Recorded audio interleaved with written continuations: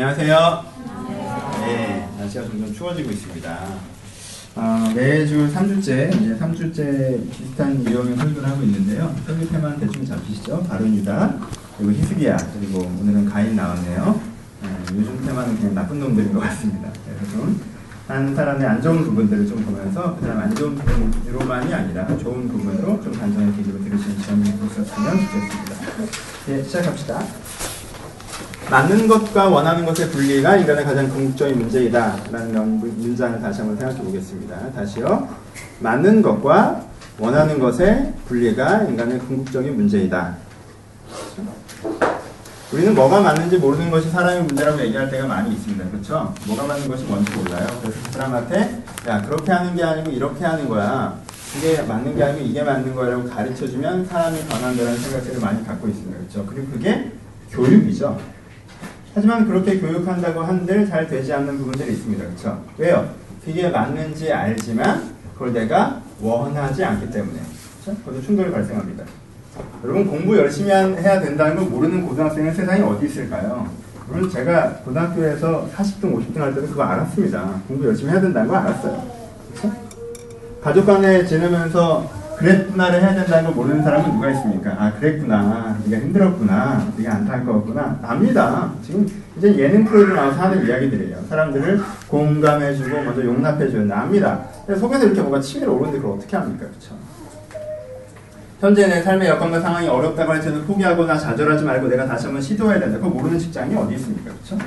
그럼 주저앉을 수 없잖아요. 포기할 수 없잖아요. 시도해야죠. 도전해야죠. 앞으로 풀어나가요. 그거 모르는 사람은 없습니다. 근데 알긴 압니다. 근데 뭐가 문제예요? 그걸 내가 원하지 않는다는 거죠. 그랬구나를 하려고 했더니 속이 뒤집어지고 열심히 공부를 하자니 피곤하고 삶에 도전하면서 앞으로 헤쳐나가자니 힘이 들고 그래서 그걸 막 헤쳐나가려고 그러면 내 속이 만신창이가 되고 억지로 하려니 주리가 틀리고 그리고 그걸 참자니 무라같이 밀고 그렇죠? 우리에게는 뭐가 존재해요?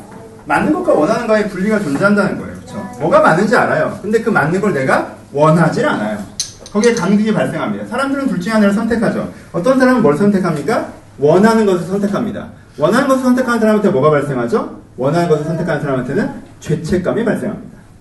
왜요? 사람이 저게 맞는다고 생각하는데 그렇게 하고 있지 않으면요.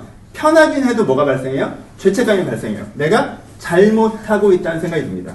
죄책감이 많아지면 자존감이 낮아집니다. 왜요? 나는 잘못 살고 있는 사람이니까요. 자존감이 낮아지면요. 불평불만이 늘어납니다. 왜요? 내가 마음에 안 드는데 세상에 뭔들 마음에 들겠습니까? 그렇죠? 내가 마음에 안 드는 사람은요. 내 직장, 내 가족, 내 시간, 내 외모 다 마음에 안 들게 되어 있습니다. 불평이 많아집니다. 그렇죠? 불평이 많아지는 사람은요. 그게 이렇게 툴툴툴툴 말려서요. 분노가 됩니다. 그렇죠? 그 반대는요. 그렇죠? 그걸 억지로 해내는 사람들이 있습니다. 맞음을 선택하는 사람들이죠. 그렇죠? 난 원하는 대로 하는 게 아니야. 난 맞는 대로 할 거야. 맞음을 선택해요. 맞음을 선택하는 순간 뭐가 발생하죠? 억압이 발생합니다. 그렇죠? 나는 지금 화를 내고 싶은데 화를 못 내고 난 지금 놀고 싶은데 놀지 못하고 난 지금 좀 위로받고 싶은데 위로받지 못하고 투쟁적으로 살아가는 그 사람한테는 뭐예요? 진짜 내 마음은 받아주는 데가 없는 일정한 억압이 발생하죠. 이게 더 쉽습니다. 억압이 되면 그게 곧장 분노가 됩니다. 그래서 뭘 선택하는 사람? 맞는 것을 선택하는 사람은 은근히 화가 많이 나 있습니다. 그래서 맞는 대로 하지 않는 사람에게 내가 지고 있는 억압을 지지하는 사람에게 그 분노가 폭발합니다. 그냥 둘이 살면 재밌어집니다. 엄마가 A, 엄마가 B. 나는 맞는 걸 가지고 누르는 엄마야. 그래서 분노가 좀 쌓였어요. 난 열심히 살아왔거든. 근데 애가 내 돈 갖고 놀아. 그럼 어떻게 돼요? 쉬어. 하지 않아. 그럼 얘한테 분노가 폭발하죠. 얘는 근데 어때요? 안 그래도 자기가 좀 자존감이 낮아요. 안 그래도 좀 자기가 잘못했다는 걸 알아요. 안 그래도 자기가 좀 힘이 들어요. 근데 또 때려요. 그러니까 어떻게 해요? 자기도 나름대로 했던 분노가 다시 폭발하죠. 반대도 발생합니다. 아버지가 열심히 살아가지 않아요. 아버지가 자꾸 되는 대로 해요. 가정을 책임지지 않습니다. 나는 아르바이트 하면서까지 살아왔어요. 근데 그 아버지가 나한테 뭔가를 또 요구합니다. 자기 편하려고. 그럼 어떻게 돼요? 폭발하죠. 둘 중에 하나. 그럼 어떻게 해야 될까? 인간에게는 맞는 것과 원하는 것이 분리되는 애매한 성향이 있습니다. 이게 인간의 궁극적인 문제예요. 근데 맞는 걸 선택하거나 원하는 걸 선택할 수밖에 없어요. 근데요, 이 길이 합쳐지더라는 거예요. 어디로? 화가 나는 걸로. 결국 둘 다 되게 화가 난 채로 살아가게 된다는 것입니다. 그럼 문제는 어떻게 해야 되는 걸까요? 맞는 것들을 원하는 걸 선택하는 방법? 원하는 걸 선택하는 사람은 어떻게 하는 거죠? 합리화하는 거죠. 꼭 그렇게까지 해야 돼? 아닌 건 자기가 알아요. 하지만 합리화합니다. 맞는 걸 선택하는 사람은 해낼 수 있어. 이렇게 해야 되는 거야. 날 믿어. 하지만 어느 점에 그게 자기의 내면에 큰 부담이 되는 것을 느낄 수가 있습니다. 그럼 결국 뭘 먼저 해결해야 된다는 거예요? 맞는 것과 원하는 것 중에 한 가지를 선택해서 거기에 대해서 시장을 하기 전에 맞는 것과 원하는 것을 일치시키는 것이 여러분들이 제일 먼저 해야 되는 일입니다. 그렇죠? 난 맞는 것을 원하고 있나? 내가 원하고 있는 것은 맞는가? 인간의 가장 안정적인 상태는요, 그 사람이 그 다음에가 문제가 아니라 내가 맞음을, 의를 기쁨으로 추구하고 있는 상태가 되는 것. 나라는 사람 자체가 그런 식의 기본적인 강령을 극복해서 의를 추구하고 있는 상태가 되는 것이 제일 먼저 풀어야 되는 숙제라는 것이고. 오늘 가인이라는 사람 봅시다. 이 사람은 좋은 가문에 태어났습니다. 그렇죠? 그리고요, 좋은 꿈을 꾸고 있었고요. 그리고요, 좋은 기회를 갖고 있었습니다. 다시. 이 사람은 좋은 가문에서 태어나서요, 좋은 꿈을 꾸고 있었고, 좋은 기회를 갖고 있었어요. 여러분 오해하지 마십시오. 가인이 하나님을 예배하고 하나님을 경배하고 하나님께서 나에 대해서 어떻게 생각하는지 신경조차 쓰지 않고, 하나님이 날 좋아하든 말든 난 상관없어. 하나님을 왜 신경 쓰고 살아야 되는데 난 인간이 주체라고 생각해. 하나님 따위를 난 신경 쓰고 살지 않을 거야 라고 결정했던 사람입니까? 혹은 아벨이 내가 무슨 상관이고 내가 아담 가문의 장자인 게 내가 무슨 상관이야? 나는 이 가문에 태어난 게 마음에 들지 않아. 난 나만의 새로운 가문을 열어갈 거야 라고 결단했던 사람입니까? 아니죠. 그럼 가인이 화가 났던 이유를 생각해 보시죠. 가인이 뭐에 제일 화가 났죠? 하나님이 내 제사를 받지 않으신 거에 화가 났어요. 그쵸? 내가 제사를 드렸는데 하나님이 그 제사를 받지 않으셨습니다. 뭐예요? 하나님으로부터 오는 거절감이죠. 뭐예요? 가인이 원했던 것. 하나님께서 내 제사를 받아주길 바라셨어요. 다른 표현으로 하나님께서 나를 인정해주길 바라셨어요. 다른 표현으로 하나님의 기준에 합당한 사람이길 바랐어요. 그게 가인이 원했던 거예요. 오케이? 아벨에게 왜 화가 났죠? 가인은 원래부터 아벨을 싫어해서 아벨을 죽여버리고 싶었던 건가요? 원래 미운 동생이었나요? 아니죠. 가인은 아벨에게 뭘 받고 싶었습니까? 장자로서 존경받고 싶었죠. 장자로서 인정받고 싶었어요. 이 집안의 장자의 자리, 형제들과 어머니와 아버지와 모든 가솔들의 존경받는 그 자리를, 아벨에게도 존경받는 그 자리를 내가 갖고 싶었어요. 근데 그 자리에 누가 앉아있어요? 아벨이 앉아있으니까 비키라고 하는 거예요. 그쵸? 아벨을 싫어한 게 아니에요. 아벨을 죽이고 싶어 했던 게 아니에요. 아벨이 앉아있던 그 자리를 좋아했던 겁니다. 그리고 그 자리는 나쁜 자리가 아니었어요. 가인이 원했던 건 뭡니까? 가인이 진짜 원했던 거? 하나님께서 나를 인정해 주시고, 그쵸? 그리고 내가 이 가족의 경건한 지도자가 되는 것. 그게 가인이 원했던 거예요. 가인은 아벨을 죽여버리고 싶은 걸 원했던 게 아니에요. 그는 살인자가 되기를 원하지 않았습니다. 그는 동생을 죽이는 자가 되지 원하지 않았어요. 가인은 하나님께 쫓겨나서 유리한 자가 되지 원하지 않았어요. 하나님과 상관없는 인생을 살기 원하지 않았다는 거예요. 원래부터 그랬다면 제사를 하나님께서 받으시던 받지 않으시던 신경 쓰지 않았겠죠. 그 제사에 아벨의 제사를 받으시던 받지 않으셨던 상관하지 않았겠죠. 여러분, 내가 갖고 싶지 않은 걸 갖고 있는 사람이 부럽습니까? 부럽지 않죠. 내가 신경 쓰지 않는 사람이 나에 대해서 별로 거절한다는 것이 마음이 불편합니까? 글쎄요. 내 인생을 바꿀 만큼요? 그렇지 않을 거예요. 다시 첫 번째 질문으로 돌아갑시다. 제가 아까 말을 실수했는데, 맞는 것과 원하는 거의 괴리가 우리 가운데 문제라고 그랬죠? 아니요. 그렇지 않습니다. 우리는요, 진정한 원함과 현상적인 원함 사이에 나타나는 괴리가 우리 가운데 있는 문제입니다. 다른 표현으로, 내가 진짜 원하는 것을 직면하지 못한 채 내가 순간 원하는 것이 내 원하는 것이라고 착각하는 것이 나의 문제입니다. 오케이? 맞는 것과 원하는 것이라고 분리하는 순간 이 문제는 해결되지 않습니다. 왜요? 맞으면 내 밖에 있고 원하면 내 안에 있기 때문에 그렇습니다. 맞는 것과 원하는 것을 얘기하는 순간 나는 이미 포지션이 정해주는 거예요. 나는 원해요. 근데 그게 틀려요. 그쵸? 맞는 것과 원하는 것을 얘기하는 순간 나는 원함이 있는 바깥 세상, 맞음이 있는 바깥 세상, 맞음이 있는 하나님, 그리고 원하는 나로 괴리되어져 버립니다. 하지만요, 포인트는 그게 아니에요. 성경에서 얘기하는 구조는 맞음과 원함의 대립이 아니에요. 성경에서 얘기하는 대립은요, 현상적인 원함, 잠깐 지나가는 가짜 원함과 네가 진정으로 갖고 있는 진정한 원함 사이의 괴리, 혹은 진정한 원함이 있음에도 불구하고 순간의 원함에 속아버리는 네 우둔함의 문제라고 얘기하십니다. 성경은요, 율법을 가르쳐준 다음에 네가 마음을 고쳐먹고 이런 새로운 마음이 되라고 얘기하는 게 아니에요. 성경은 우리한테 뭐라고 얘기합니까? 네 안에 성령의 소욕, 새로운 욕구, 새로운 의지, 새로운 열망. 하지만 새롭다는 표현과 함께 진정한이라는 표현을 같이 씁니다. 그렇죠? 진정한 욕구, 진정한 의지, 진정한 열망, 진정한 내 자신을 찾아라라고 얘기하는 거죠. 그렇죠? 그게 새 사람이 된다고 얘기하는 거죠. 그러니까 성경에서 얘기하는 자유는 무엇입니까?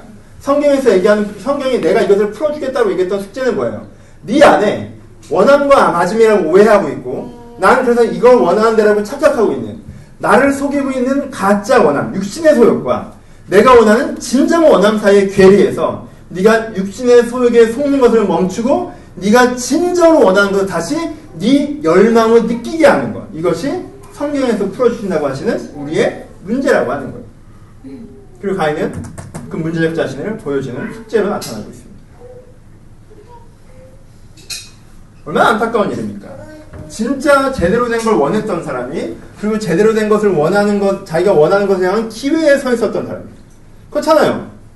가인이 그 제사 한 번 안 받았다고 하나님께서 가인을 버리셨나요? 아니죠. 하나님은 한 번 빽한 거예요. 다시 해와 라고 한 거예요. 다시 해오라고 한 거예요. 너는 내 앞에서 사라져버리라고 하는 게 아니에요. 죽어버리라고 하는 게 아닙니다. 너는 더 이상 장자가 아니라고 하는 게 아니에요. 다시 해오라고 했어요. 여러분 예배에 오다 보면 아까 얘기한 것처럼 여러분들이 예배를 준비하지 못하고 올 때가 있어요. 그렇죠?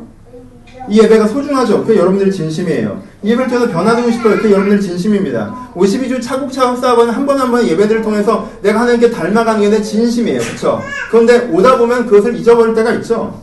오다 보면 그것들이 헷갈릴 때가 있어요. 오다 보면 그것이 떠오르지 않을 때가 있다라는 거예요. 그러면은 다시 하라고 합니다. 정신을 차리라고 하는 거죠. 집중하라고 하는 거예요. 그러면 sorry 하고 다시 하면 돼요. 가인은 거기서 분노해버리죠. 얼마나 안타깝습니까? 자기가 진짜 원하는 것과 그냥 기회에 서 있었던 사람이 자기 발로 거기서 내려오는 거예요.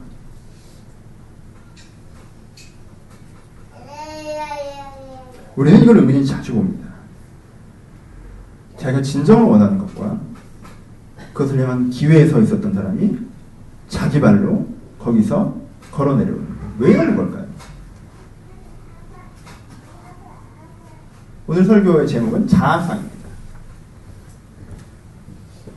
사람은 왜 진정한 자기 욕망에 부딪히지 못할까요? 사람들은 왜 자기가 갖고 있는 원함과 기회에 서서 자기 발로 걸어 내려오는 걸까요? 이 단어로 표현했습니다. 사람들 가운데 진정한 자아상을 인식하지 못하고 있기 때문에 그렇습니다. 지난주부터 거울 얘기하고 있습니다. 그렇죠? 자아상이란 무엇입니까? 내가 어떻게 생겼는지 내 스스로 알고 있는 거예요. 난 이렇게 생겼다고 내 스스로 알고 있는 거예요. 내 얼굴을 내가 알고 있는 것을 자아상이라고 얘기하죠. 그렇죠? 근데 가인은 자기의 자아상을 어디에 비춰서 알아가나요? 자기의 자아상을 지금 현재의 상황이라는 거울에 비춰서 알아갑니다. 그렇죠? 지금 하나님이 나를 거절했고 지금 하나님이 아벨의 제사를 받았고 지금 나는 코너에 몰렸고 그렇죠? 그걸 안 봐요. 자기가 여전히 아담의 장자라는 걸. 그걸 안 봐요. 하나님께서 기회를 주셨다는 걸. 그걸 안 봐요. 이런 일이 벌어진 책임의 일정 부분 자기가 있었다는 걸. 그걸 안 봐요. 내가 고쳐오기만 하면 하나님께서 아벨의 제사보다 더 기쁘게 내 제사를 받으실 것이라는 걸 안 봅니다. 왜? 지금 나를 비추는 거울의 자아상은 뭐예요? 지금의 현실이기 때문에 지금의 상황이기 때문에 그렇습니다. 인수리가 호흡이 길어졌어요. 환경의 거울이기 때문에 그래요? 거기에 비춰서 나를 보는 거예요. 현실과 환경, 지금 이 순간의 거울에 비춰서 자기를 보는 사람은요, 되게 기가 막힌 태도적 반전을 보입니다. 어제까지 세상을 바꾸고 열정적이고 하나님의 사람이었던 사람이 오늘 갑자기 자기는 그런 사람이 아니라고 얘기해요. 정말 천개의 얼굴을 갖고 있습니다. 왜요? 현실은 시시각각 변하잖아요. 지난주에 나랑 얘기할 때 분명히 얘가 하나님을 바라보는 애였다? 인생의 변화를 추구하는 애였어. 정말 좋았대. 한 3일 뒤에 전화해봤더니 답이 안 와. 만나서 얘기해봤더니 다른 얘기를 해. 왜요? 뭘 보고 온 걸까요? 어디서 무엇을 보고 온 걸까요? 현실에서 자기 얼굴을 보고 온 거죠. 명확한 자아상. 지금 비추는 거울이 나를 왜곡해서 비친다 하여도 난 내 모습은 저 모습이 아닌데 이 거울이 문제가 있구나라고 한다든가, 지금 비춘 거울이 내 모습의 일부의 문제를 제기하면 내가 이 부분에 뭐가 묻었네? 이 부분이 잘못됐네? 오늘 헤어스타일이 잘못 빠졌네? 내가 컷을 다시 하거나 머리를 다듬어야겠다라든가 피부를 좀 관리하겠다고 생각하는 것이 아니라 내가 무너져 내렸구나, 내가 늙어버렸구나, 난 죽어가는 거야, 이렇게 얘기하는 사람. 지금 비치는 거울에서 절대적으로 자기를 보는 사람, 이것을 자아상의 부재라고 얘기합니다. 진짜 내가 어떤 사람인지에 대한 선명성이 없으니까, 진짜 내 자신에 대한 선명한 자신감이라고 표현해보죠. 명확한 자신감을 갖고 있는 자아상을 갖고 있지 않기 때문에 지금 당장 비춰지는 모습이 그냥 내 모습인 것처럼 받아들이는 패턴, 이것이 가인의 문제입니다. 왜곡된 자아상을 갖거나 혹은 자아상이 없는 사람, 사실 가인은 자아상이 제대로 갖고 있지 않는 사람, 없는 사람에 해당되는 거죠. 여러분 오해하지 마세요. 다시 오해하지 마세요. 다시 얘기합니다. 가인이 진짜 원하는 게 있었어요. 그렇죠? 가인은 하나님을 섬기고 싶었어요. 하나님께 인정받고 싶었어요. 그 가문에 정확한 사람이 될 수 있었어요. 그게 이 자아가 이미 있는 거예요. 자아상이 없다는 게 자아가 없다는 게 아니에요. 자아상이 없다는 건 자기의 진정한 자아, 진정한 원함을 뭐하지 못하고 있다는 거예요? 인식하지 못하고 있다는 거예요. 그렇죠? 자아상이 없다는 거, 자아가 없다는 게 아니에요. 가인은 자아가 있었잖아요. 가능성도 있었고요. 그렇죠? 자기의 자아가 이미 있고 그 가능성이 이미 있는 그 사람이 자기의 자아를 오늘 두 명이 같이 왔어요. 오랜만에. 아시죠? 오늘은 왜 이렇게 아이들이 많이 떠들까라고 약간 의구심을 드시는 분들이 있을지 모르겠는데, 이렇게 보통 한 명씩 왔어요. 오늘 같이 왔습니다. 둘이 반가워서 그런 거니까 너무 신경 쓰지 마시고 잘 봐주세요. 제대로 나 반갑겠어요. 한 달 만에 만났는데. 그래도 좀 혼사나 자아상이 없는 사람들의 한 세네 가지 특징. 첫 번째, 자아상이 선명하지 않은 사람이 갖고 있는 첫 번째 특징은 뭐냐면요, 작은 욕구에 예민하게 반응합니다. 난 이런 삶이야가 선명하게 있지 않으면 작은 욕구에 예민하게 반응해요. 그렇죠? 오늘 풀어져서 자고 싶어요. 근데 난 어떤 사람이에요? 난 지금 내 꿈을 향해서 나아가는 사람이야 라는 선명한 자아상이 있잖아요. 그럼 일어납니다. 그렇죠? 지금 이 사람한테 짜증을 내고 싶어요. 화를 내고 싶어요. 근데 나는 사람에 대해서 호의를 갖고 있는 사람이야. 있으면 그 짜증을 참을 수가 있습니다. 내가 인생이 불안정하고 안정적이지 않고 안 보여요. 암울합니다. 근데 하나님께서 나를 인도하신다는 걸 신뢰하는 사람이야. 나는. 있으면 그 불안정 속에서 안정감을 만들어낼 수 있죠. 그러니까 거꾸로 얘기하면 뭐예요? 내가 어떤지 선명한 자아상이 없는 사람은요, 삶의 작은 욕구에 예민하게 반응해요. 정말 섬세하게 자기 욕구를 감싸 안습니다. 조금 자고 싶으면 푹 자. 조금 먹고 싶으면 먹어. 제가 좋으면 따라가. 제가 싫으면 도망가. 일을 해야겠으면 취업해. 힘들면 그만둬. 정말 내 편이에요. 삶의 작은 욕구에 예민하게 반응해요. 가인을 봅시다. 가인이 무슨 짓을 한 걸까요? 가인이 했던 실수는 사실 작은 실수였어요. 무슨 실수였냐면 삶의 작은 욕구에 예민하게 반응하는 거예요. 뭐예요? 두 가지 중에 한 가지였죠. 그 제사를 하나님께서 받지 않으셨습니다. 받지 않으셨다는 이유는 두 가지 의미가 있습니다. 하나, 그 형식이 온전하지 못했다는 것. 둘, 온전하지 못한 형식을 통해서 그가 진심이 담기지 않았다는 걸 볼 수 있다는 것. 그렇죠? 누군가 이놈한테 선물을 했습니다. 내가 깜짝 놀랄 선물을 받았어요. 부정적인 의미로. 옛날에 제 친구가 저한테 상담을 했어요. 정말 조건도 좋고 스펙도 좋고 애도 너무 멋있는데 100일 때 CD랑 장미꽃 한 송이를 들고 왔대요. 그래서 어떻게 해야 될지 모르겠다고 그러더라고요.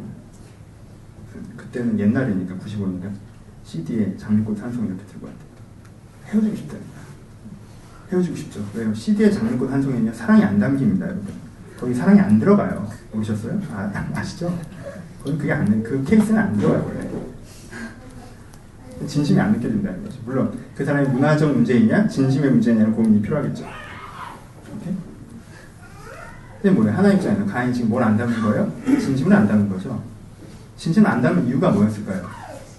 거기 진심이 안 담긴다고 얘기하는 이유가 뭐였을까요? 걔가 뭐 때문에 거기 진심을 못 담았을까요? 아까워서죠. 뭐가? 곡식이. 하나님께서 그의 곡식 제사가 문제가 있다고 얘기한 건 아닐 거예요. 하지만 어떤 형식이 어그러졌는지는 본인이 표현하지 않으셨는데 하게 뭐라고 하세요? 내가 왜 안 받는지 네가 몰라? 딱 그러죠. 내가 왜 안 받는지 네가 몰라? 알잖아 너도. 라고 얘기하세요. 그러니까 둘 사이 뻔히 아는 거였어요. 무슨 뜻이에요?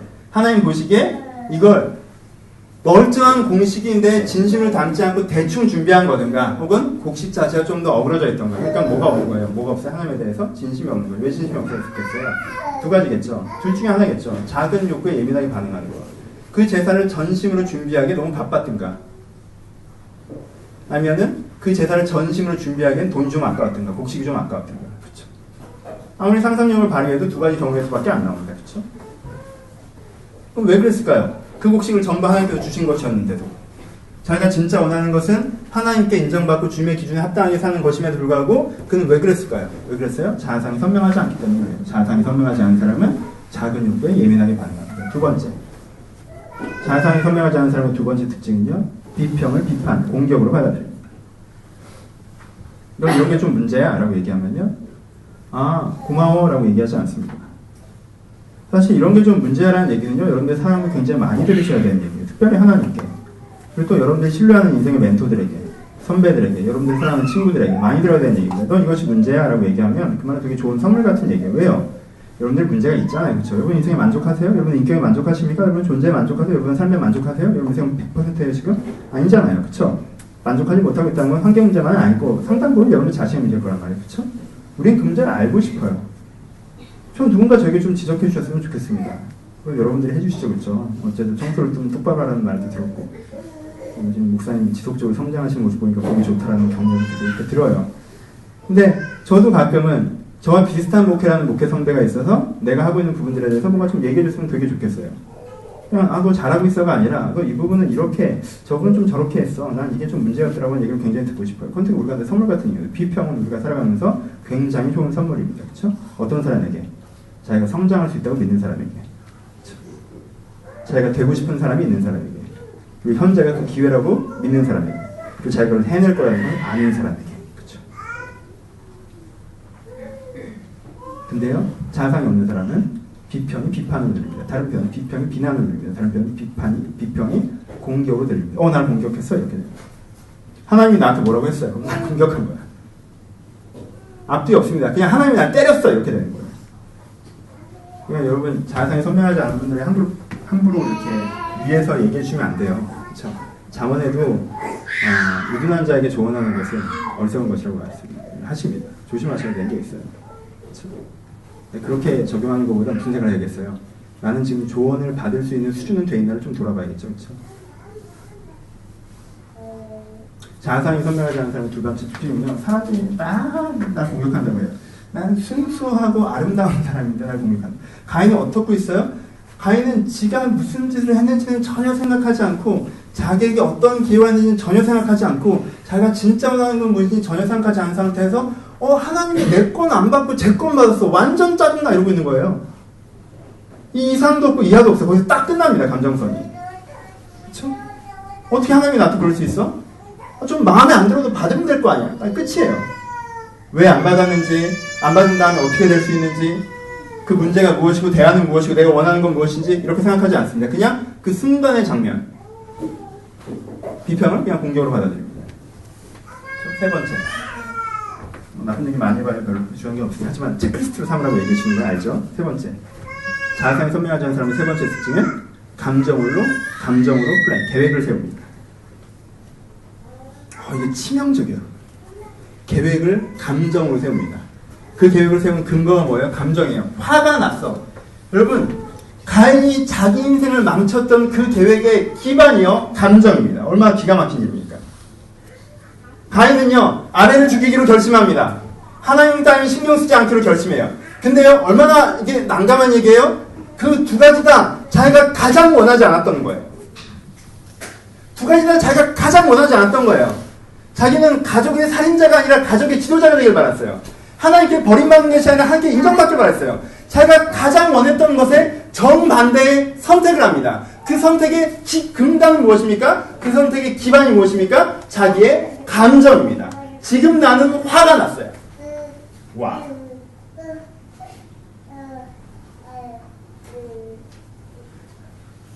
그 사람이랑 있으면 너무 좋아요. 여기가 너무 편해요. 거긴 너무 짜증나요. 이건 너무 힘들어요. 좋습니다. 좋아요. 그쵸? 좋아요. 아주 좋은 말씀입니다. 감정은 항상 얘기하죠.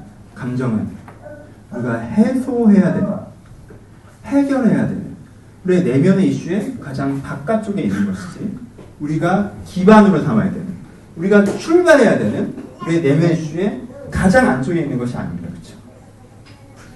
그럼 감정은 안개 같은 거잖아요. 그럼 너무 화가 나서 계획을 세웠어요. 그래서 실행을 했네요. 근데 그 화가 풀리면 어떡하실 거예요? 너무 좋아서 계획을 세웠어요. 그래서 실행을 했네요. 근데 이제 더 이상 안 좋으면 어떡하실 거예요? 그 누구에게 하소연할 수 있죠? 자아상이 선명하지 않은 사람의 세 번째 특징, 감정으로 계획을 세웁니다. 합쳐서 자아상이 선명하지 않은 사람의 유일한 특징, 이게 제일 위험한 거죠. 자기가 원하지 않는 방향으로 자기 인생을 끌고 갑니다.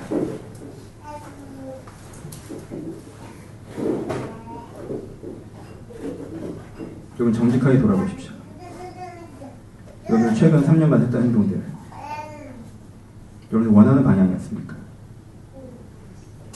여러분들이 무엇을 계획하고 실행하고 그것의 결과를 지금 여러분 인생에 들고 계실 텐데, 그 중에 어떤 부분은 물론 하나님의 은혜로, 여러분들의 선의로 다른 부분들도 있겠으나, 다른 측면, 혹시 여러분들의 3년, 여러분들이 진짜 원하지 않는 방향으로 여러분들의 인생을 끌고 가지는 않습니까? 난 그런 사람이 되고 싶지 않았고, 난 그렇게 3년을 쓰고 싶지 않았고, 난 그런 환경을 만들고 싶지 않았는데, 그리고 내 인생의 관계들을 그런 식으로 해소해나가고 싶지 않았는데, 결국은 나는 내가 원하지 않는 방향으로, 그때 나는 환경이 탓이고 누구의 문제이고 그때 내가 나름대로 원하는 걸 했다고 얘기했지만 3년이 지나고 5년이 지나고 1년이 지나고 돌아보니까 내가 그때 그 시간들을 내가 원하지 않는 방향으로 내가 인생을 끌고 가지는 않았습니까? 이것이 가인의 문제입니다. 선명하지 않는 자아상의 문제. 자아상이 선명하지 않기 때문에 생겨나는 작은 욕구에 반응하고 비평을 비난으로 받아들이고 감정을 자기를 세우고 자기가 원하지 않는 방향으로 자기 인생의 플래닝을 해나가는, 그것이 우리가 가끔씩 범하는 굉장히 큰 실수입니다. 여러분 기억하셔야 됩니다. 여러분들이 뭘 원할 때마다, 여러분들이 물어보셔야 돼요. 인간에게는 원함과 마침의 괴리가 있는 것이 아니라 왜곡된 원함과 진정한 원함 사이의 괴리가 있습니다. 그렇죠? 그러니까 내가 지금 무엇을 원한다고 느끼실 때마다, 내가 그 방향으로 가고 싶다고 느끼실 때마다 이게 내 변질된 원함인지, 한순간 나를 지나가는 원함인지, 아니면 진정한 내가 정말 원하는 것인지 물어보셔야 돼요. 그것들을 만들어내셔야 됩니다. 내가 진짜 원하는 내 본 모습은 어떤 사람이라는 것에 대한 선명성을 여러분들이 가지고 계셔야 된다는 것입니다. 그렇죠? 그러면 이 건강한 자아상일까? 그럼 건강한 자아상은 어디서부터 올까요? 그게 오늘 말씀이겠죠. 오늘의 결론이겠죠. 건강한 자아상은 어디서부터 옵니까? 아주 전형적인, 하나님에게 비춰진 여러분들의 모습을 선명하게 기억하는 것부터 옵니다. 그렇죠? 세상이 비추는 내 모습, 현실이 비추는 내 모습이 아니라 하나님 비추시는 내 모습을 내가 내 모습이라고 선명하게 기억하는 것부터 건강한 자아산이 만들어질 수가 있습니다. 참된 자아산이 만들어질 수가 있습니다. 봅시다. 몇 사람 예를 들어보죠? 성경에 너무너무 많습니다. 아브라함 예를 들어보죠? 쭉쭉쭉 다 그렇습니다. 아브라함 현재 상황은 어땠어요? 아들이 없죠? 80대가 됐어요? 독지처 아벨 집을 떠나 내려가는 게 지시한 땅으로 가라. 현재의 자기의 상황으로 자기를 비춰보면 그게 맞는 말이에요? 틀린 말이에요? 틀린 말이죠, 그렇죠? 나는 그냥 남들은 다 있는 자식 하나가 없는 존재예요, 나는. 근데 그 땅에 산다고 뭐가 되겠어요? 적당히 허세를 지쳐야지. 아들 한 명 주겠다고 하면 가겠는데 내 자손은 모래알처럼 많아지게 하리라. 그 그림에 맞아요? 안 맞죠? 왔어요. 왔더니 뭐가 찾아왔어요? 가뭄이 찾아왔어요. 가뭄이 찾아왔을 때 어땠습니까? 하나님께서 지시한 땅을 가서 일을 잘 풀어야 되잖아요. 근데 가뭄이 찾아왔어요. 아브라함 마음이 어때요? 이 환경에 비춰보면 내가 잘못 생각했구나 그 생각이 들지 않겠어요? 이집트로 도망갔습니다. 도망갈 때 무슨 일이 생겨요? 아니 일반적인 재해까지 인정을 해. 나를 공격한 건 아니니까. 근데 지금 누굴 공격해요? 지금 이집트 왕이 나 한 사람을 공격하죠. 내 아내를 데려갔어요. 그럼 아브라함 생각이 어때요? 본토 친자 아벨 집을 떠나 내가 내게 지시한 땅을 가라. 그럼 내가 네 자손을 모래알처럼 많게 하리라. 누굴 통해서? 사라를 통해서. 근데 그 사라가 남의 아내가 돼서 지금 떠나가면 어떻게 해야 돼요? 아내 겨우 찾았습니다. 돌아왔어요. 아들이 생깁니까? 안 생깁니다. 1년 지났습니다. 생깁니까? 안 생깁니다. 2년 생깁니까? 안 생겨요. 5년 안 생겨요. 10년 안 생겨요. 15년 안 생겨요. 20년 안 생겼어요. 어떻게 해야 돼요? 20년 만에 생겼네요. 몇 명? 딱 하나. 여호수아는 어떻습니까? 모세가 죽었습니다. 이 나라를 거의 창시했던 사람이에요. 하나님의 얼굴을 침견했던 사람입니다. 그 사람이 죽었어요. 뭘 앞두고? 이 나라의 가장 중요한 전쟁을 앞두고. 그렇죠? 여호수아의 절망감, 여호수아의 두려움, 여호수아의 공포감. 그렇죠?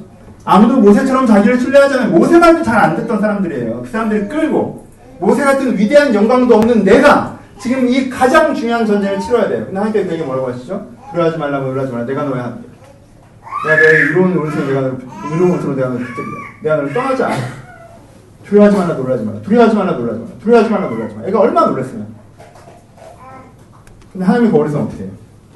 난 두려워할 필요도 놀랄 필요도 없어. 왜? 하나님께서 그 세상을 만들 것인데 나를 사용하실 거니까. 그 하나님의 거울에 비춰진 여호수아의 모습이죠. 내가 내게 말하는 것을 전하라. 주여 나는 아이라 말할 줄 알지 못하라. 넌 말할 줄 알지 못하면 하지 말고 내가 네 입에 너는 그 말을 하라. 난 말할 줄 알지 못해요. 난 대선지자가 될 수 없어요. 하나님의 거울에서는 너는 그걸 할 사람이야. 어떤 사람은 원하지 않았고 어떤 사람은 보이지 않았고 어떤 사람은 자기가 무능하다고 느껴져.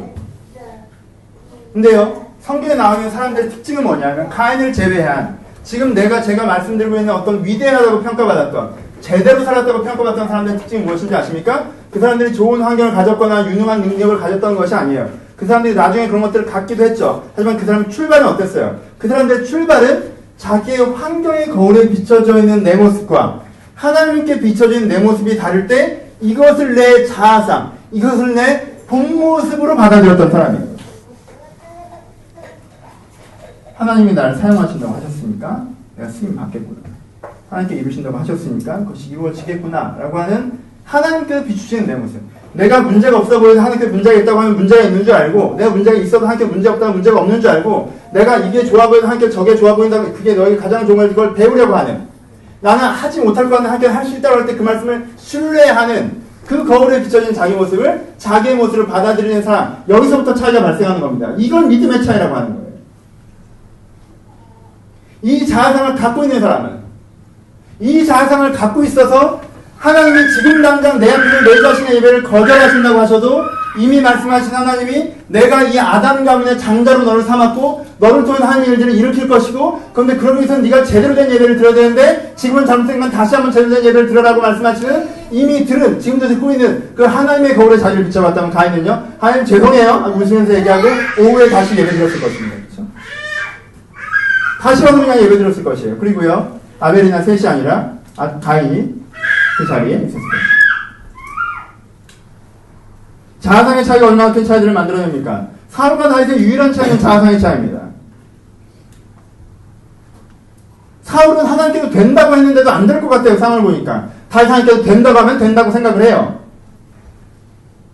앞에 골리앗이 있어도 너는 칼과 단창으로 오나 나는 만군의 여호와 이름으로 나간다. 하나님의 그림으로 비춰봤더니 이 싸움이 이기는 싸움이에요. 하나님께서 내가 너와 함께하려고 해도 아이고 이 재물들을 다 나눠주지 않으면 다음엔 군대가 나에게 오겠습니까? 라고 하고 그 재물을 나눠가는 사울. 혼자 골리앗 앞에 서서라도 칼과 단창으로 오는 게 만군의 여호와의 이름으로 내가 너한테 간다고 얘기하는 다윗.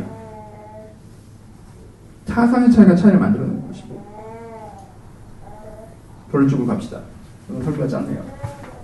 여러분 또 더 하겠지? 어떻게 할지 몰라요. 여러분들이 생각하는 여러분들 자신의 내면의 문제에 대해서 가장 기본적인 숙제 먼저 푸셔야 돼요. 환경의 문제가 문제라고 생각하지 마십시오. 여러분들 캐릭터나 성향이나 능력의 문제라고 생각하지 마세요. 그게 다 문제죠. 그렇죠? 푸시면 됩니다. 근데요. 첫 번째 문제를 푸셔야 돼요. 첫 번째 문제는 뭐예요? 여러분들의 맞음과 여러분들의 원함이 괴리되어 있는 문제를 푸셔야 돼요. 이 문제를 풀지 않은 상태에서 때때로는 맞음으로 나를 때려서 야 제대로 해 너 똑바로 못해? 라고 나를 까고 때때로는 원함으로 합리화해서 내가 왜 꼭 그렇게까지 해야 되나? 나 좀 내버려도 내가 좀 이래도 되지 않아? 원함으로 방어하고 그러니까 맞음과 원함 사이를 합치려고 하지 않은 상태에서 예편 들었다가 예편 들었다가 예편 들었다가 예편 들으면요 그래서 20년 30년 쭉 갑니다. 그냥 쭉 가요. 정신 차려보면 한참 멀리 가 있을 거예요. 그동안 나는 뭐 했을까 생각하면요 여러분 마음에 통일된 적이 없다는 걸 여러분 스스로 보시게 될 거예요. 어느 날 돌아보는 그날 나를 비난하겠죠. 맞음으로써 너 왜 열심히 살지 않았냐, 너 왜 그렇게 했느냐. 그리고 또 죄책감을 짊어지겠죠. 자기를 비판하고 합리화하고 비판하고 욕하고 막 욕먹다 보면 힘드니까 뭐 나만 그래 다들 그런데 시대가 악했고 뭐 몰라 이렇게 오늘은 좀 쉴래 또 쉬어 합리화. 오늘은 최고다 정말. 내가 오늘 소리를 들었나 오늘? 합리화하고 그 문제를 먼저 해결하셔야 돼요. 그 문제를 해결하려면요 어떤 인식의 전환을 먼저 하시라고 했어요? 맞음과 원함의 문제가 아닙니다.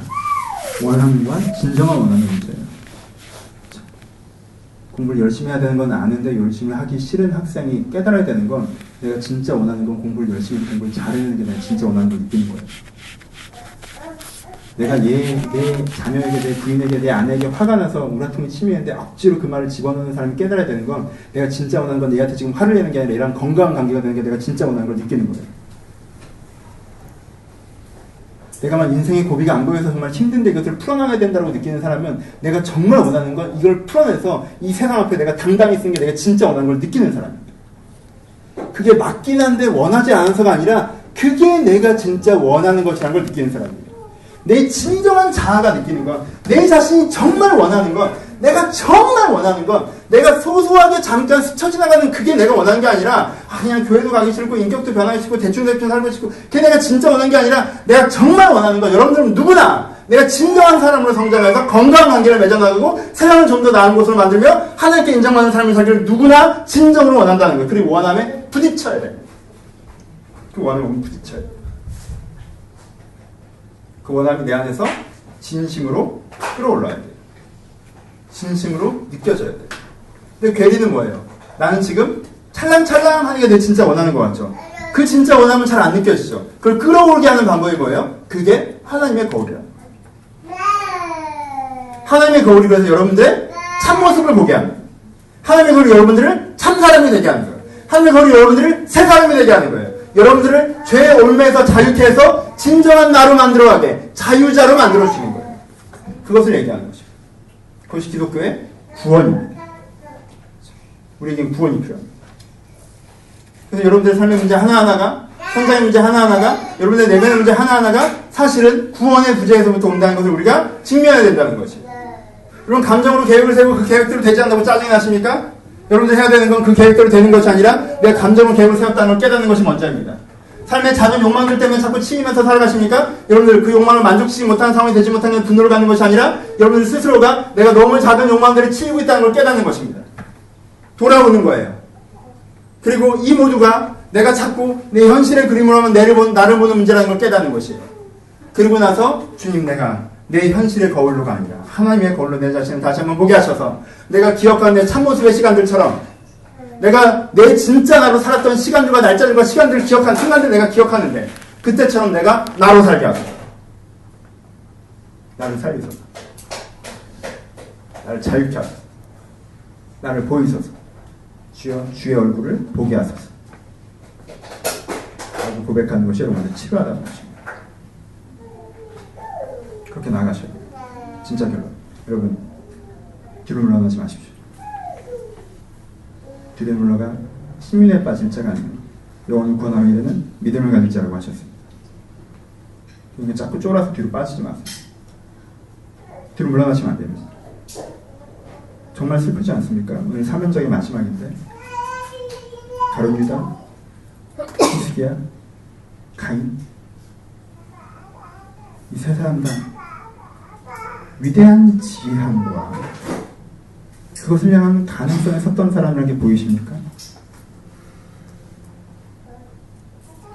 가룟 유다가 얼마나 위대한 제자가 될 수 있었는지 그가 하루만 참았다고 3일만 참았다고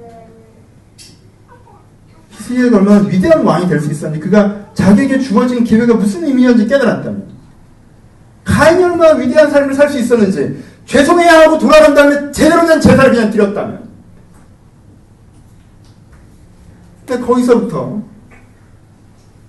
자기 인생에 주어진 그 위대한 꿈과 그것을 향한 기회 이 모두가 자기가 진짜 원하는 것임에도 불구하고 거기서부터 사소한 이유들 때문에 걸어 내려가는 사람들이 보이십니까? 혹시 이제까지 그렇게 여러 번 걸어 내려오지는 않으셨습니까? 객관적으로 냉정한 그때가 기회예요. 그게 될 수 있었는데 괜찮습니다. 살아있으시니까 지금도 기회입니다. 걸어 내려가지 마십시오. 걸어 내려가지 마세요. 이 문제를 해결하려고 하십시오. 이 문제를 풀어가려고 하세요. 이 문제를 직면하고 대응하십시오. 하나님과 함께 그렇게 하십시오. 마진과 원함 사이에 핑퐁처럼 그렇게 탁구공처럼 살지 마시고 내 진정한 원함을 느끼려고 하시고 그 진정한 원함들을 깨우시고 그 원함들이 내 안에 깨어나서 그 원함이 실제가 되게 하십시오. 그때 여러분들 가장 행복할 것입니다. 그때 여러분들 가장 만족할 것이고요. 그때 여러분들이 내가 나로 살았다고 느낄 수 있을 거예요. 그렇게 사셔야 됩니다. 여러분 돌아보세요. 저는요 제 인생 전체를 보면요 내가 아니었던 기간들이 있어요. 내가 나로 살지 않았던 시간들이 있다는 거예요. 내가 사실 그때 빼앗겼던 시간들과 공간들이 존재합니다. 그때 즐거웠을 수 있어요. 행복했을 수 있습니다. 만족했을 수 있어요. 그냥 힘들었다고 얘기하기도 하죠. 하지만 그때 내가 정말 나로 살았다고 얘기하기에 부끄러운 시간들이 저에게 분명히 있습니다. 나를 빼앗아간 시간들. 살아있는 모든 순간 나에게 바랍니다. 내가 진정으로 원하는 것을 내가 느끼고 그것을 향해서 나아가는 그것 때문에 절망하기도 하고 희망을 하기도 하지만 최소한 항상 나였던 그래서 지금 내가 그때의 나를 돌아보면 정말 생기가 넘치고 화려하고 행복했다. 그 나를 사셔야 돼요. 그때 내가 얼마나 평가를 받았는지 얼마나 성취를 했는지 얼마나 편안했는지 잘 기억나지 않습니다. 중요하지 않아요. 전 제가 기억납니다. 제 안에 있었던 생명력과 내 외형이 아니라 내 내부에 있었던 그 화려한 자부심 기억납니다. 전 여러분 인생에 하루인지 이틀인지 한 달인지 1년인지 2년인지 모르지만 분명히 그날들이 있었을 거라고 생각합니다. 없었다면 괜찮아요. 있을 거예요. 하지만 여러분들 대부분의 그날들이 있었을 것입니다. 그리고요 그것보다 더 깊은 그날들이 있을 수 있습니다. 그날 여러분 마음 다시 한번 깨달으시고 주여 내가 살아있게 하소서. 살아가게 하소서. 내가 내 진심으로 살게 하소서. 오늘도 세상 바람에 휘몰아치는 거에 치이며 세상에 보여지는 거울에 나를 비치며 왜곡된 자아상을 갖거나 자아상이 깨져서 그 순간순간의 감정에 내 인생을 허비하는 삶이 아니라 내가 진정으로 살아가게 하소서. 그 고백으로 여러분들 심령을 깨우실 때 함께 여러분들 인생 가운데 여러분들 오늘 가운데 여러분들 한 주 가운데 함께 하실 것입니다. 하나님을 붙잡으시길 주님의 이름으로 축복합니다. 같이 기도하시겠습니다.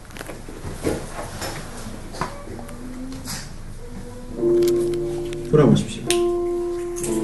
자아상이 없는 사람들의 특징이 여러분들에게 있지는 않습니까? 순간에 작은 욕구에 민감하게 반응하십니까? 감정을 계획을 세우십니까? 비평도 비난처럼 공격처럼 들리십니까? 배우려는 태도가 내 안에 사라졌습니까? 돌아보면 내 인생을 원하지 않는 계획으로 내 인생을 망치고 있지는 않습니까? 그러지 맙시다. 이제부터 안 그러면 되죠. 그쵸? 근데 안 그러려면 안 그래야지? 라고 되지 않습니다. 여러분들 주를 보셔야 됩니다. 주 앞에 있는 내 모습을 보셔야 됩니다. 내가 하나님의 위대한 계획과 그것을 위한 기회 속에 서 있는 사람이라는 것들을 보셔야 됩니다. 보셔야 돼요. 내가 그것들을 보게 하여 주옵소서. 하나님 내 인생과도 분명히 계획을 갖고 계시고 지금 내가 서 있는 이 순간이 그것을 향한 기회일 터인데 내가 그것을 보고 그것을 따라가게 하소서. 여러분을 들여다보시면서 그 은혜를 받기를 소원하시면서 같이 묵상하시면서 간구하시고 한 번만 같이 기도하기 소원합니다. 기도하겠습니다. 하나님 아버지, 저희 가운데 있는 사람들, 여기 앉아있는 사람들 한 명 한 명의 심장을 찾아주셔서 한 번만 더 기도할 때 여러분들이 진짜 원하는 게 무엇인지 한번 떠올려 보십시오. 많이 고백하지 마시고 여러분 진짜 원하는 더 있을 거예요. 더 있을 거예요. 아직 뭐 여러분들 못 봤어요. 하지만 여러분들 본만큼 한번 떠올려 봅시다. 내가 진짜 원하는 게 무엇인지, 내가 진짜 원하는 게 어떤 사람이 되기 원하십니까? 어떤 인생을 살기 원하십니까? 상황 이런 거 빼고 여러분들이 겪었던 거 이런 거 빼고 여러분들이 진짜 원하는 거, 내가 진짜 하나님 앞에 내가 정말 원하는 삶, 내 존재, 관계, 인생 그거 느끼십시오. 그걸 느끼게 해달라고 하십시오. 더 깊게 알게 해달라고. 내가 그걸로 살게 해달라고. 여러분들 들여다보시면서 고백하시고 1분 정도만 조용히 잠잠히 하지만 결단하면서 지금 제가 진심을 살기 위해서 내가 내 진심을 느끼고 그걸로 살기 위해서 내 진심이 아닌 것이 내 마음에 들어오지 않게 내가 지키시고 그 진심을 살게 해달라고 한 번만 더 결단하면서 조용한 소리 1분만 기도하기 위해서 기도하겠습니다. 기도하다 보니까 내가 꿈꾸는 건 안 될 것 같고 내가 원하는 삶은 멀어진 것 같고 나는 그런 사람이 못 되는 것 같은 세상의 거울에 비춰있는 내 모습을 바라보는 것을 주님 앞에 회개합니다. 지금 내가 부족해서 지금 그러지 못할 때도 있고 세상이 약해서 내 모습이 해칠 때도 있고 내가 아직 훈련되지 못해서 나약하게 드러날 때도 있사오나 지금 보여지는 내 모습이 내 진짜의 전부의 모습이 아니라 내 안에 하나님께 이미 내 안에 내주하시고 하나님께 이미 내 안에 주신 그 은혜의 모습이 내 안에 있다는 걸 내가 신뢰하게 하여 주옵소서. 아브라함이나 다윗이나 모세 같은 위대한 사람에게 있는 것이 내게 있다고 믿기 어렵다면 가인과 히스기야와 가룟유다 같았던 그런 악인에게도 있었던 그 하나님의 가능성이 내 안에도 있음을 제가 신뢰하게 하셔서 내가 하나님의 가능성 앞에서 뒤로 물러간 어리석은 자가 되지 않게 하시고 하나님의 가능성 앞에서 내가 내 발로 걸어내려간 어리석은 자가 되지 않게 하시고 내가 내 안에 있는 하나님의 가능성을 직면하며 오늘을 그 기회로 사용하는 자리 되게 하여 주옵소서. 주님, 내 머릿속이 맞은 거 원하는 삶에 헤집고 다니느라 죄책감과 부담감 때문에 헤매고 다니는 것이 아니라 내가 그런 이중성 속에서 빠져있는 것이 아니라 그 사단 현장에서 걸어나와서 내가 진짜 원하지 않는 그 소소한 원함과 내가 진정 원하는 거대한 원함 사이에서 내가 서는 걸 깨달아서 내가 그 거대한 원함을 선택해 나갈 수 있도록 그것이 나는 이루어져 나갈 수 있도록 주의 가운데 성령을 충만하게 부어주시옵소서. 주의 그 은혜가 우리 가운데 있기를 소원하며 이제는 우리 주 예수 그리스도의 은혜와 하나님 아버지의 사랑하심과 성령의 교통하심 지금 하나님의 그 부어지는 마음 가운데 하나님의 얼굴에 비춰진 내 모습을 다시 한번 보며 내 아름다움에 감동하는 내 아름다움에 감사하는 그 모습이 내 현장으로 드러나기를 소원하며 걸어가는 그런 심령들 위해 이제부터 영원토록 함께 있을지어다. 아멘.